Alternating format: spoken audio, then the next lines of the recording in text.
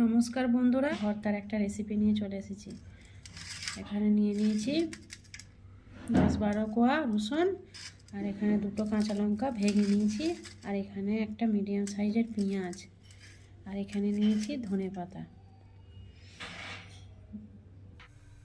ভর্তাটা বানাবার জন্য কড়ার মধ্যে তেল দিয়ে দিয়েছি, আর দিয়ে দেব কালো জিরে। কালো জিরে কড়ার মধ্যে দিয়ে দিই গোটা রসুন।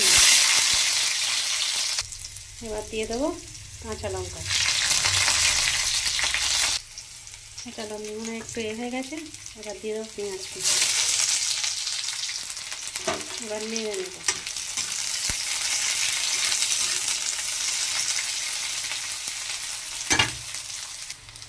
এবার দিয়ে দেবো একটা শুকনো লঙ্কা ভেঙে নিয়েছি। ঝাল তোমরা যেরকম খাবে কম বেশি করতে পারো ঝাল। এবার পেঁয়াজ রসুন সব লঙ্কা হাফ ভাজা হয়ে গেছে, হালকা ভেজে নিয়েছি। এবার দিয়ে দেবো ধনেপাতা। এবার নেড়ে নেব।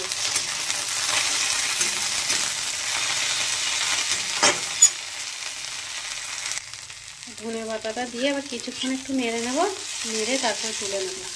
ধনেপাতাটা এমনিতেই নরম, ধনেপাতাটা নরম মতো হয়ে গেছে। এবার আমি তুলে নেব।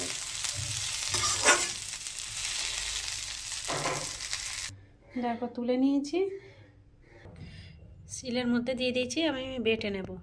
খুব মিহি করেও বাটবো না, আবার খুব কচা কচা করেও বাটবো না, মিডিয়াম করে বেটে নেব।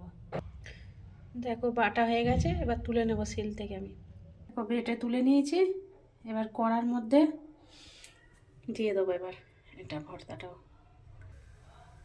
কড়ার মধ্যে আমি দিয়ে দেবো। এবার ভালোভাবে শুকনো শুকনো করে নেব। গরম ভাতের সঙ্গে এটা দারুণ লাগবে খেতে। আর এই ভর্তাটার মধ্যে পরিমাণ মতো লবণ দিয়ে দেবো।